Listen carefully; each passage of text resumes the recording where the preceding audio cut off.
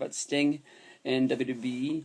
Sting and WWE is one of the things that always really pops up. It's always a conversation starter because Sting is like the one guy that never ever crossed over. That worked in both promotions. He was a WCW guy. He was an NWA guy, and he never worked for Vince. He never took Vince's blood money, I guess you can say. And until the day Sting dies, he will always be that one guy that you're always putting it together. I remember as a kid, I always put together my WCW versus WWE shows where you build your dream pay-per-view, and you'd have Sting versus Taker. You'd have, Undertaker, it's Taker there, but you'd have Flair versus Hogan, and, you'd go all the way down like this, or you'd put their big guy against their big guy, their fast guy against their fast guy, their high flyer against their high flyer. I'm sure everybody did the same thing I did, and, it's just weird that Sting is the one guy who's never ever really crossed over.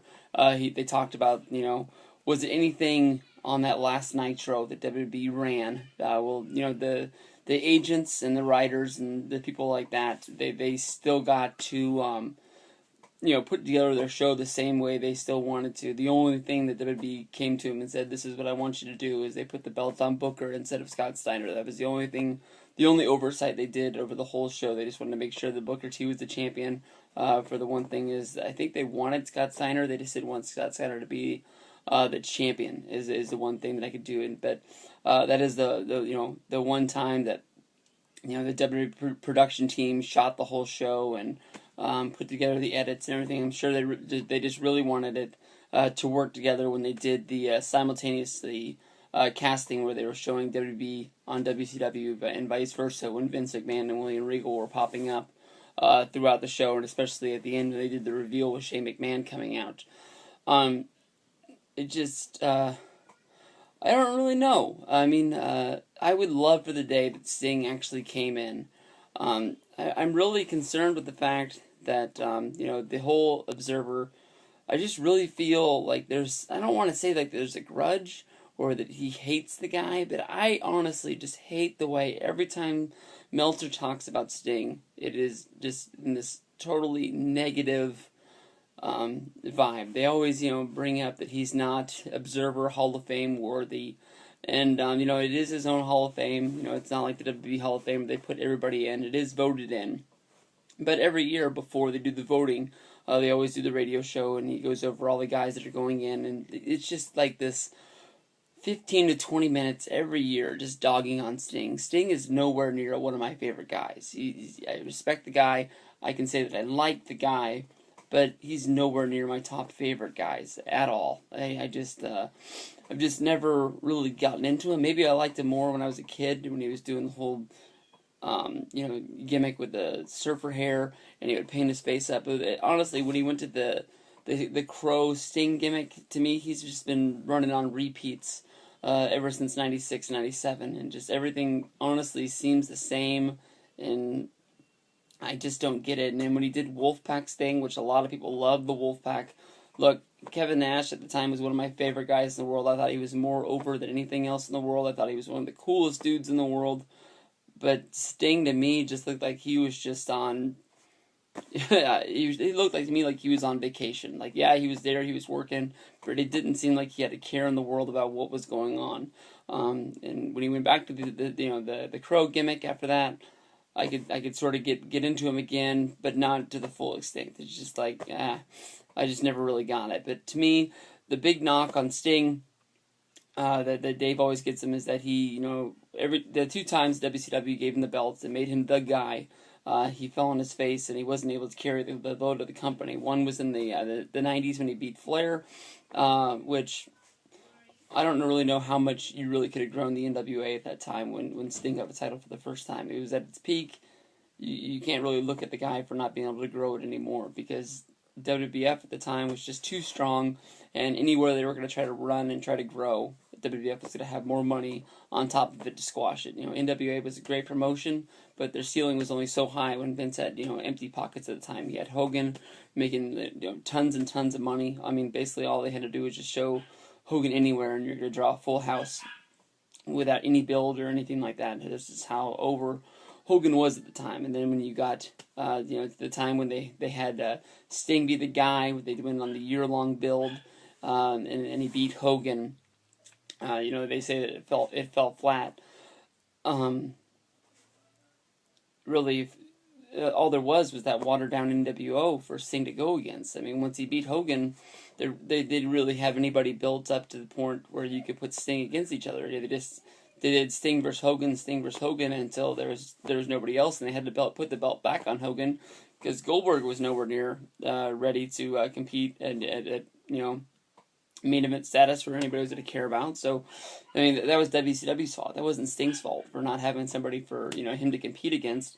You had Hall and Nash who were there, but they were looked more as a tag team. Nash wasn't at the status where you could put him as the main event slot guy. I guess you could have, but I mean, at the same time, he wasn't built up to be that. He was just the guy that was the tag champion. He was the muscle behind Hogan, and that was it. I mean, there was the NWO, where Hogan was on top, Hall and Nash was in the middle, and they had 1,000 job guys underneath. And, if you build a promotion that way, I mean, of course you're going to look bad once the babyface gets the title and he has nowhere else to go, because you had no other heel stables. Basically, you made those guys be all your heels, and everybody else was a babyface. You're not going to put Sting up against the babyface when you're running your whole promotion based against WCW versus NWO. That was their fault. I don't know. There's 6 minutes wasted on just putting over Sting in his championships. But the whole point of my video was supposed to be if we'll ever see Sting in WWE. There was 2 chances. They tried to sign him throughout the 90s. Both times Sting sort of just wanted to stay home, didn't really want to go to it.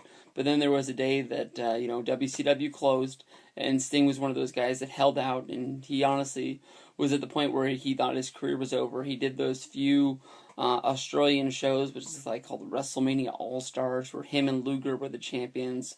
Bret Hart and Jeff Jarrett was there. Bret Hart was the commissioner. It was just basically a whole lot of WCW guys.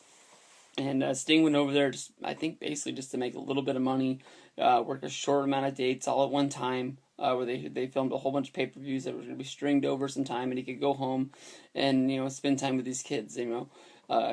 Sting is a guy that's always going to commit a whole bunch of time to his ministry, being a strong Christian, and he tries to be his family man as much as he can. That's why with TNA he has a great deal where it's basically, I don't think he works any house shows. He just works pay-per-views and TV, and even in that it's a real limited number. I'm sure it's stepped up a little bit more with the Spike deal, because it seems like he's on TV almost every week now. And when he first got there, it seemed like he would be here, and then he'd be gone, and then he'd be here again. But I don't know. I think in Sting's mind, he's made TNA. He's got TNA to the point where if he walked away tomorrow, he grew it to the point where the company's at the highest point it could be at. And, if he walked away, it's sort of on them. He's helped them all he can do. The TNA is higher than anybody thought it would ever be in 2002, and people thought they'd be closing the doors after a month. People thought they'd be closed after 6 months. And every time you think they're done, they're able to push through, and they've actually grown to a real respectable number 2 wrestling company. I know people like to kick them in the ground, saying they do this and that wrong, but we need to have that number 2, so you need to support TNA as much as you can, because without them, we'd be back in those days of, you think wrestling's bad now, I guarantee it'd be a whole lot worse, and you think that it'd be better because you could have those TNA stars like Austin Aries, Robert Roode, and guys like that fit into WB, but as we've seen in the Invasion angle, it doesn't always work out that way. WWE's going to make those guys look like the Booker T's of 2002, and even the biggest stars of TNA are going to be nothing when they get nothing but mid-carders at tops. They're going to push guys that they have made their own stars over anything else, and it'll take a long time for any of those guys to even break through to the point where anybody wants to push them. But I honestly think that Sting is in the TNA Hall of Fame, and I think that in his mind, unless he gets some sort of Bruno Sammartino deal where he has to sign some, piece of paper saying he'll never say how much he made. I think Vince, in order to get him into the WWE Hall of Fame, is just going to have to give him a buku's amount of money, just tons upon tons, just to get him into that family, because I just... Everybody's seen the video where he says that the reason why he didn't even think about going to WWE is just because the one thing that happened on WWE TV when Booker T made his debut and The Rock acted like he didn't know who he was. even though he was one of the biggest stars of WCW, and he was the biggest WCW star that was being pushed on WWE TV, and The Rock didn't even get the time of day to know who his name was. But that was The Rock's gimmick. He did that to everybody who showed up. He did it to Jericho, and it wasn't just because he was a WCW guy. He did it to guys on the WWE roster. It was just his stick at the time that all the crowd, laughed at, and it got over at the time. But as a fan of wrestling, I really want to see Sting in WWE, even if it's for one match. I really thought we were going to get it at 27 with him against Undertaker. There was a chance in my mind that with him in 28 that it might happen, but every year that passes by, it's just sort of like that ticking time bomb, like the Austin thing. Is Austin ever going to come back?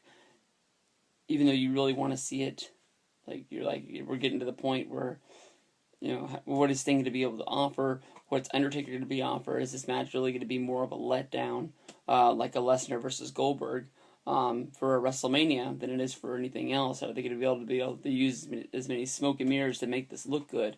Because if this match really happens, we really want to see a match that's like 15, 20 minutes. We don't want to see a match that's just going to be, in, out, and over and done with. But, as a fan, I really want to see it. I don't think we ever will. Maybe one day we'll just be able to see Sting get up on a podium, accept the plaque to get into the Hall of Fame, and maybe he can make a sit-down documentary with him. But as a fan, I really want more. And I'm not even a big Sting fan. I just, as a fan of wrestling, WWE needs Sting.